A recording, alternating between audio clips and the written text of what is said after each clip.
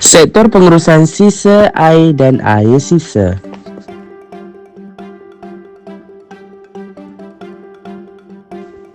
Satu, isu sosial saintifik dalam sektor pengurusan sisa dan air sisa. Pada era serba moden ini, masyarakat perlu lebih peka dalam menguruskan sisa pepejar dan serta air. Air sisa. Kumbahan, sisa kimia serta sampah sarap yang dibuang ke sungai dan laut telah mengganggu ekosistem sungai dan lautan serta kawasan berhampir. Sisa pepejar. Penjanaan. Pengurusan dan penguraian sisa pepejar menyumbang kepada peningkatan gas rumah hijau. Hal ini menyebabkan berlakunya perubahan iklim dunia. Sisa makanan. Sisa makanan yang tidak dilupuskan dengan baik menyebabkan pencemaran alam sekitar. Kertas. Kira-kira 258 juta tan kertas dihasilkan setahun. Bagi menghasilkan 1 tan kertas sahaja, kita memerlukan 2 hingga 4 tan batang kayu. Kertas juga menjadi penyumbang utama sisa pepejar.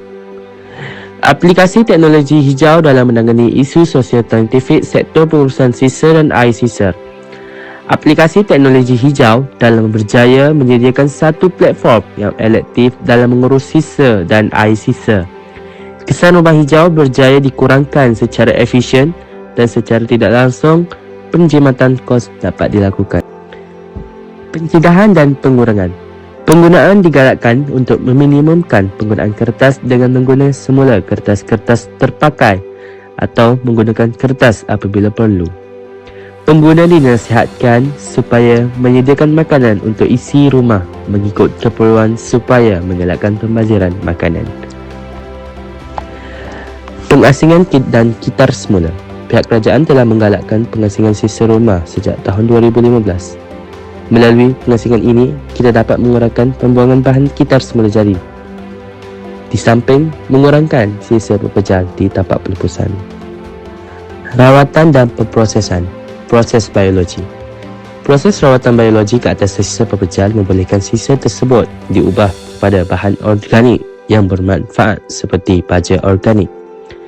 Pemprosesan yang dijalankan ke atas sisa pepejar mampu menjadikan sisa ini sebagai sumber utama dalam tenaga boleh baharu biojisim yang mampu menggantikan bahan api fosil. 5R. Tolak, kurangkan, guna semula, kita semula dan pemulihan. Konsep 5R iaitu tolak, kurangkan, guna semula, kita semula dan pemulihan telah diperkenalkan bagi menggantikan konsep 3R sebelum ini. Penambahan 2R pada peringkat permulaan dan terakhir iaitu tolak dan pemulihan bertujuan untuk mencapai sisa sifar bagaimana anda boleh mengamalkan konsep 5R di rumah.